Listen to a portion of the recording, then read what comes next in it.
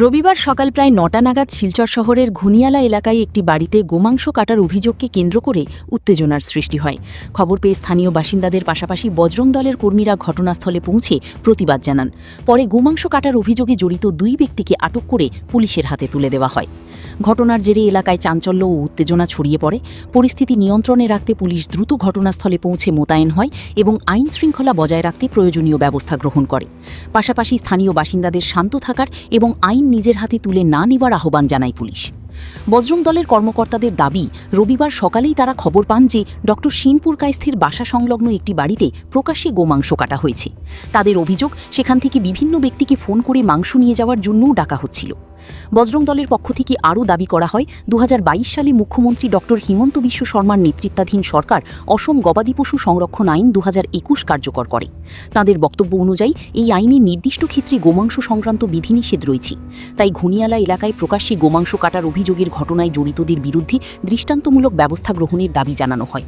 অন্যথায় বৃহত্তর আন্দোলনের হুঁশিয়ারিও দেন সংগঠনের প্রতিনিধিরা। এদিকে অভিযোগের বিষয়ে পুলিশ তদন্ত শুরু করেছে। ঘটনার প্রকৃত সত্যতা ও আইন লঙ্ঘনের কোনো বিষয় ঘটেছে কিনা তা তদন্তের মাধ্যমে খতিয়ে দেখা হচ্ছে। আসাম প্রাইম নেটওয়ার্কের প্রতিবেদন।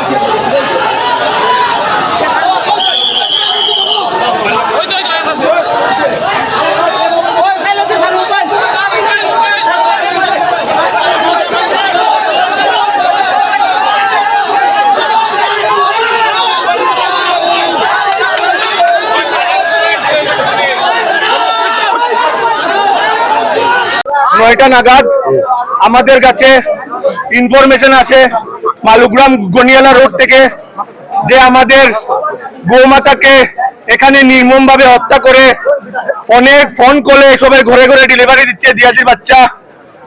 আমাদের একটাই জানা, আপনাদের থ্রুতে আমরা একটাই জিনিস জানতে চাই, আমাদের মাননীয় আসামের মুখ্যমন্ত্রী 2021 গো হত্যার বিরুদ্ধে যে আইন প্রেরণ করেছিলেন, তা শুধু কি কাগজ কলমের জন্য? তা কি কোনো ধরনের তার মূল্য নেই? তার যদি মূল্য থেকে থাকে, কেন দিনের পর দিন ওরা জানে তা আমাদের হিন্দু সেন্টিমেন্ট? বারবার ওরা অত কিছু জানার পর আমাদের সেন্টিমেন্টে আঘাত করে। যদি আগামী 24 ঘন্টার ভিতরে ওরা ওদেরকে যদি আইনত আওতায় না হয়, আমরা বালুগ্রামের সম্পূর্ণ পয়েন্ট ব্লক করবো এবং রাস্তা অবরোধ করে বসে থাকবো। যদি তারা অ্যারেস্ট না হয়, আগামী দিনে আমরা বৃহত্তর থেকে বৃহত্তর আন্দোলন নামবো। আমাদের জানা নেই, আমাদের সন্দেহ এই বাসা থেকে গনিয়ালা রোডের ডক্টর শিনপুর কায়স্থর বাসার নিকটের লোকের বাসা, এই বাসার ভিতরে কাটা হয়েছে। আমরা একজনকে ধরেছি, ও যার সঙ্গে 2 কেজি গোমাতার মাংস পাওয়া গেছে, ওকে আমরা পুলিশের হাতে সমঝে দিয়েছি। এবং আমাদের সন্দেহ এখানে আরো বিভিন্ন ধরনের হিন্দু বিরোধী কার্যকলাপ ঘরের ভিতরে হয়, তা যেন আইনত ভাবে প্রশ্ন করে দেখা হয়। আমাদের জানা নেই, এই বাসার মালিক এবং গরুর মালিককে ধরিয়ে নেওয়া হয়েছে। আর এই গরুটি আমাদের যতটুকু সন্দেহ, আমরা গত ঈদে এই গরুটি আমরা আটকিয়েছিলাম, আটকিয়ে আমরা পুলিশ প্রশাসনের কাছে সমঝে দিই। তারপর পুলিশ প্রশাসন ওদের বন্ড কি নিয়েছেন আমরা জানা নেই। তারপর ও বলেছে কি আর কোনোদিনও গরুটিকে কাটবে না, গরুটি বেচবে না। তার সত্ত্বেও এত কিছুর পরও আজকে এখানে গো হত্যা করেছে। এই বাসার আশেপাশে 5 মিটারও দূরত্ব নেই যেখানে হিন্দু বসতি আছে।